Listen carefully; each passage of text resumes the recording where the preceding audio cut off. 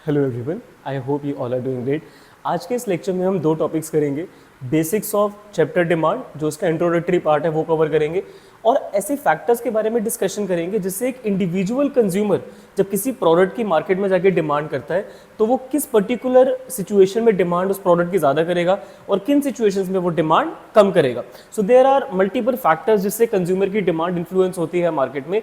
But उसके पहले demand होती क्या है, what is the meaning of the word demand. So demand बेटा क्वांटिटी होती है। It is the quantity demanded for a certain commodity, for a certain commodity by the consumer at a certain price, at a certain price। तो किसी product की consumer कितने price पे कितनी demand करता है, इसी फिनोमिना को हम डिमांड करके बोलते हैं। अगर हम इसको एक टेबल के थ्रू अंडरस्टैंड करने की कोशिश करते हैं, लेट्स सपोज कि आपको कोई पर्टिकुलर ब्रांड की चॉकलेट खाना पसंद है, तो चॉकलेट के प्राइस को हम पी के साथ एक्सप्रेस करेंगे, डिमांड को हम क्वांटिटी डिमांड के साथ एक्सप्रेस करेंगे। जैसे रजिस्टर में आपकी रूलर लाइंस ऐसे होती हैं, तो क्यू कैपिटल और डी उसके नीचे, जहां पर ये लाइन खत्म होती है ना क्यू की, उसके नीचे ऐसे डी लिख देना नीचे वाले पार्ट में, तो it represents quantity demand. How many quantity the consumer wants to demand. So price is to be expressed in rupees, quantity demand is to be expressed in units. Quantity demand units में आएगी, price will be expressed in rupees. Chocolate मिलती है 20 रुपए की, आप 2 chocolate खाते हो। अब अगर चॉकलेट हो जाती है 10 रुपीज की, आपने अपने पेरेंट्स को कन्विंस कर लिया कि अब तो मैं एक हफ्ते में 4 चॉकलेट खाऊंगा। पहले आप in a week 2 chocolates consume कर रहे थे when the price was 20, when the price fall you expanded the demand to how many chocolates, 4 chocolates.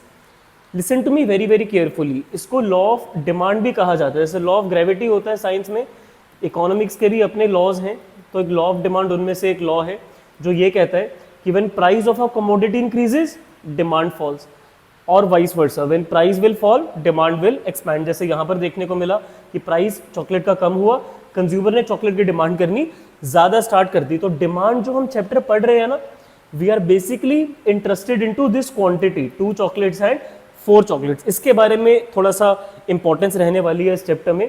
तो ये तो एक इंडिविजुअल कंज्यूमर के बारे में हमने डिस्कशन करा है कि ये कस्टमर है, मार्केट जाता है, इतने प्राइस पर इन चॉकलेट खरीदता। It's also called as individual demand.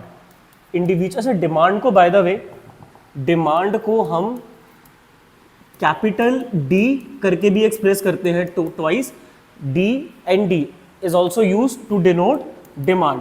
So individual consumer की डिमांड को जब हम एक टेबल में प्रेजेंट करके दिखाते हैं, this concept is said to be individual demand schedule.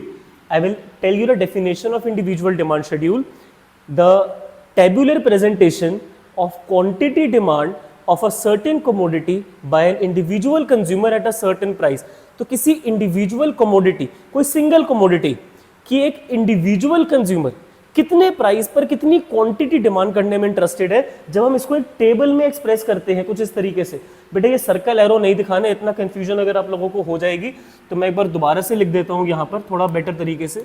Price, quantity demand, price आ गया जी रुपीज में, डिमांड आ गई जी यूनिट्स में। 20 रुपीज़ पर आप परचेज कर रहे थे एक वीक में 2 चॉकलेट्स, 10 रुपीज़ के प्राइस पे आप परचेज कर रहे हो 4 चॉकलेट। जब इस टेबल को आप देखोगे, it is said to be individual demand schedule, क्योंकि ये डिमांड है एक इंडिविजुअल कंज्यूमर की। पर क्या मार्केट में सिर्फ एक ही चॉकलेट का कस्टमर होगा या और भी कंज्यूमर्स होंगे जो चॉकलेट खाते होंगे? हम सपोज करते हैं कि 2 लोग हैं।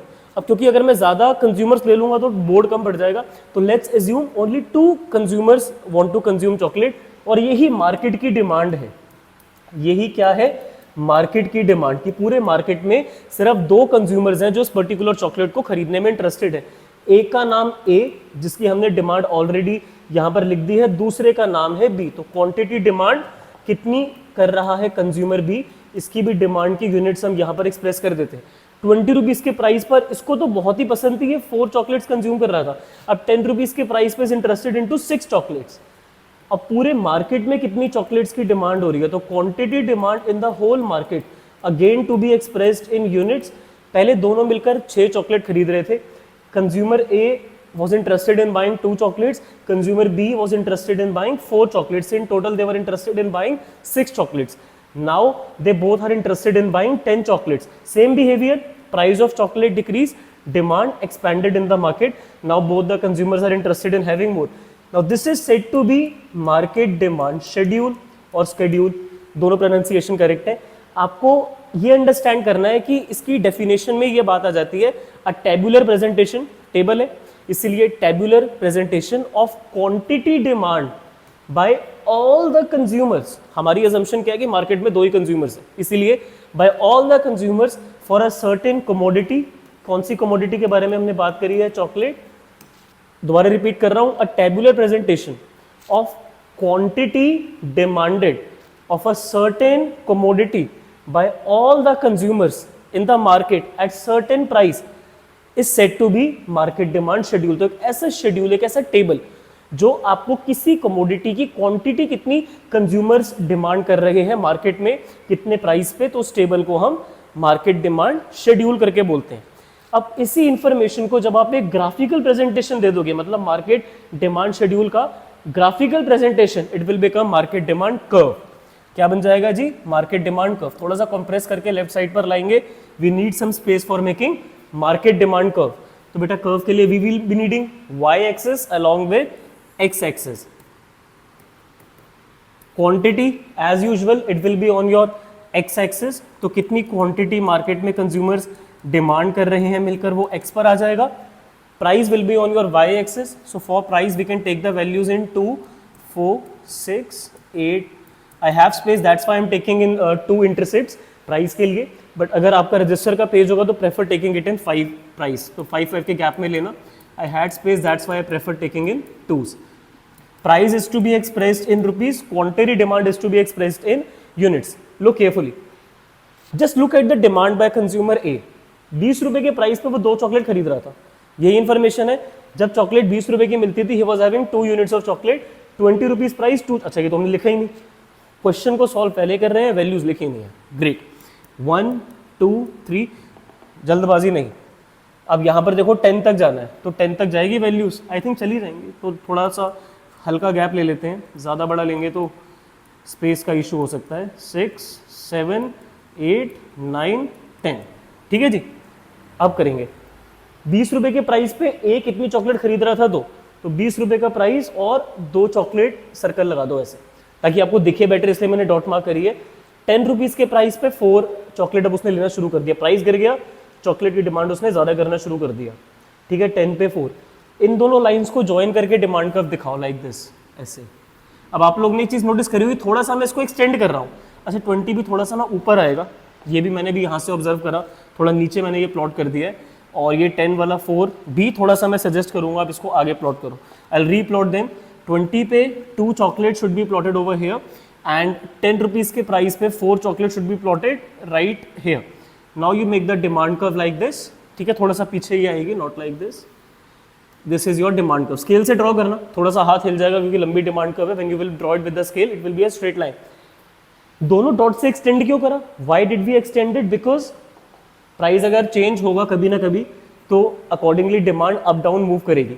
जब प्राइस ऊपर जाएगा और तो डिमांड कॉन्ट्रैक्ट करेगी, बट अगर प्राइस कम हो जाएगा तो डिमांड और आगे जाएगी, एक्सपैंड करेगी. इस बारे में हम अगले लेक्चर में बात करेंगे. ये वाला लेक्चर एक्सपेंशन कॉन्ट्रैक्शन का नहीं है, बिल्कुल बेसिक कंसेप्ट्स का है. डिमांड कौन से कस्टमर की आपने यहाँ पर ये प्लॉट करी है? कस्टमर ए की. तो demand by customer A, demand by consumer A. तो डी के नीचे हमने ए लिख दिया, it represents demand of consumer A. तो let's draw it for consumer B. 20 रुपए के प्राइस पे ये तो 4 चॉकलेट खरीद रहे हैं जी. 20 पे he is having how many chocolates? 4 chocolates mark करा जाए. 10 के प्राइस पे he is interested in 6 chocolates. 10 के प्राइस पे he is interested in 6 chocolates mark करेंगे जी. This is the demand by B. कौन से कंज्यूमर की डिमांड है? बी की. थोड़ा मैंने पीछे से प्लॉट कर दिया, कोई बात नहीं. 20 पे he was having 4 chocolates and now at 10 he is having 6 chocolates. अब हम प्लॉट करेंगे पूरे मार्केट की डिमांड कर्व. थोड़ा सा पीछे मैं जरा मार्क कर दूं ताकि कंफ्यूजन ना हो हमारे कुछ बच्चों को कि 20 के प्राइस पर हमने ये मार्क करी थी जी 4 चॉकलेट और 10 के प्राइस पर वो कंज्यूम कर रहा है 6 चॉकलेट्स. एक्चुअली बेटा इशू क्या हो रहा है, यहाँ पर ना लाइट आ रही है. आप लोगों को वो स्क्रीन पे अभी रिकॉर्डिंग में नहीं दिख रही है, बट जो भी ट्यूबलाइट ऑन है ना उसका वो रिफ्लेक्शन यहाँ पर आ रहा है, तो मेरे को वो दोनों डॉट्स प्रॉपरली विजिबल हो नहीं पा रही है बिकॉज ऑफ द रिफ्लेक्शन, इसीलिए बिल्कुल straight line as of now plot हो नहीं पा रही है. My apologies for that, but I hope now it is rectified and you have to draw it with scale when you will be drawing. थोड़ा सा extend करके दिखा देना from both the ends to signify कि in future if the price will fluctuate, demand has a scope for getting fluctuations. Last demand का for the whole market. 20 rupees के price पे 6 chocolate दोनों मिलकर डिमांड कर रहे हैं. 20 रुपए का प्राइस 6 चॉकलेट, फटाफट 20 रुपए का प्राइस और 6 चॉकलेट. 10 रुपए का प्राइस 10 चॉकलेट, वाओ 10 रुपए का price 10 chocolate. So now this is your last demand का which shows the demand in the whole market. DM, Instagram वाला डीएम नहीं, demand curve for the market वाला DM. This is the demand of the whole market. अब इसको कहा जाता है क्या? इसको कहा जाता है market demand curve, because this curve represents the tabular presentation of schedule in the form of graph. तो जब आप शेड्यूल को ग्राफिकल प्रेजेंटेशन दे देते हो तो इसको बोला जाएगा जी मार्केट डिमांड कर्व. जो आपकी मेन मार्केट डिमांड कर्व है वो तो यही वाली है, डीएम वाली, ठीक है, बट बाकी इसके साथ दिखाई जाती हैं. ये जो हमने ए और बी की दिखाई है ना, that is how you have to draw the demand curve for the whole market, जिसमें ए की भी आएगी बी की भी आएगी, एज्यूमिंग कि मार्केट में यही दोनों कंज्यूमर्स हैं. अगर हमें बोला जाए इंडिविजुअल मार्केट डिमांड बना के दिखाओ, ठीक है, आपको दोनों की नहीं दिखानी और पूरी मार्केट की नहीं दिखानी, सिर्फ इस वाले शेड्यूल की डिमांड कर्व दिखाओ, ओनली फॉर दिस वन. तो ठीक है जी, इस वाले की डिमांड कर्व ये लो, मार्केट वाली क्लियर है, ये लो इंडिविजुअल वाली, ठीक है. इसमें कौन से कंज्यूमर की डिमांड कर्व दिखाई है हमने? सिर्फ कंज्यूमर ए की डिमांड कर्व है. ये क्या बन जाएगी? Individual demand curve. जब एक सिंगल कंज्यूमर की डिमांड को आप ग्राफ में दिखा रहे हो तो वो इंडिविजुअल डिमांड कर्व. जब आप दोनों कंज्यूमर्स की डिमांड या तीनों कंज्यूमर जितने मार्केट में है along with the market demand curve graph में दिखाते हो तो it becomes a market demand curve. मतलब सिंपली ग्राफिकल प्रेजेंटेशन देनी है शेड्यूल को तो वो क्या बन जाएगी? कर्व बन जाएगी. बेसिक क्लियर है?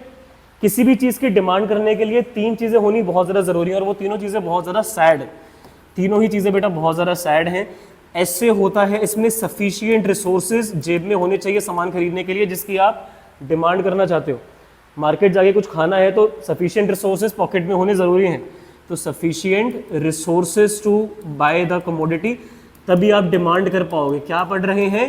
किसी भी चीज़ की डिमांड करने के एसेंशियल एलिमेंट्स क्या होते हैं? सैड होते हैं जी. सफिशिएंट रिसोर्सेज चाहिए, जेब में पैसे चाहिए. अवेलेबिलिटी ऑफ द कमोडिटी, आप उस चीज़ को चाहते हो खरीदना, मार्केट में वो फॉर सम रीज़न अभी अवेलेबल नहीं है, आउट ऑफ स्टॉक चल रही है या आपकी कंट्री में अवेलेबल नहीं है, तो आप उस चीज़ की डिमांड कैसे करोगे? तो आपकी जेब में पैसा होना ज़रूरी है, उस चीज़ की अवेलेबिलिटी होना ज़रूरी है. मैंने रिसोर्स लिख दिया, availability of the commodity, availability of the commodity. ऊपर वाला रिसोर्स देख के नीचे भी मैंने रिसोर्स लिख दिया. यहाँ पर होना चाहिए था कमोडिटी मार्केट में अवेलेबल होनी चाहिए. फिर बेटा आता है उस चीज़ के लिए आपको डिज़ायर होनी चाहिए कि भाई मुझे तो वो चीज़ चाहिए, and then only you will be interested in demanding for that commodity. जेब में पैसा, वो कमोडिटी मार्केट में अवेलेबल, एंड आपको उसके एक मन में डिज़ायर होनी चाहिए कि I want that particular thing. If these 3 conditions are satisfied you can demand for the commodity. But जेब में जब पैसे नहीं है या वो चीज़ मार्केट में अवेलेबल नहीं है या फिर आपको उसकी डिज़ायर नहीं है, डिज़ायर नहीं तो बात वहीं खत्म हो गई, ठीक है. डिज़ायर सबसे पहले ज़रूरी है, डिज़ायर के बाद सफिशिएंट रिसोर्सेज होने ज़रूरी हैं, फिर वो चीज़ अवेलेबल होनी ज़रूरी है. हालांकि कोई ये स्टेप इतना ही मतलब मैटर नहीं करते, बट मेरे कहने का मतलब यही है कि सबसे पहले तो उस चीज़ की आपको माइंड में डिज़ायर ज़रूरी है ना भाई, फिर उसके बाद आपकी जेब में पैसा और फिर मार्केट में वो चीज़ अवेलेबल है या नहीं, ठीक है. अगर नहीं भी है तो इम्पोर्ट करवा लोगे अगर जेब में पैसा है तो, but again desire comes first. So these are the 3 essential elements to demand for any commodity. बेटा वैसे तो मैं ये सोच रहा था कि इस लेक्चर में मैं आप लोगों को डिमांड के फैक्टर्स भी पढ़ा दूंगा, but what I believe is that कि ये पर्टिकुलर लेक्चर ही इतना लंबा हो चुका है कि मैं इसमें अगर इंडिविजुअल डिमांड के फैक्टर भी डाल दूंगा तो this lecture will cross 30 minute period. और काफ़ी बच्चे बस वो 30 मिनट देख के इस लेक्चर को देखने में इंटरेस्टेड नहीं रहते. तो आप लोगों ने लेक्चर देखे, रियली अप्रिशिएट. मैं अब इसके बाद ना 3 लेक्चर और रिकॉर्ड करूँगा. एक होगा इंडिविजुअल डिमांड के फैक्टर्स का, एक होगा मार्केट डिमांड के फैक्टर्स का, और एक होगा difference in change in demand and change in quantity demand का. अच्छा, bye the way change in demand and change in quantity demand का ऑलरेडी अपलोडेड, तो वो मैं इसी प्लेलिस्ट में एंड में डाल दूंगा. अभी right now I will be recording for individual demand and market demand. तो इसके बाद इंडिविजुअल डिमांड का लेक्चर जरूर देखना. ये इंट्रोडक्टरी पार्ट था, 1 मार्क में क्वेश्चन आते हैं जो हमने अभी करा है. मेन एग्जाम में क्वेश्चन किस पैटर्न से आते हैं इस चैप्टर से, that will be discussed in next 2 lectures, make sure to watch them as well along with change in demand quantity demand as well. ठीक है जी, इस वाले लेक्चर को बंद करते हैं ताकि मैं अगला लेक्चर शुरू कर पाऊँ।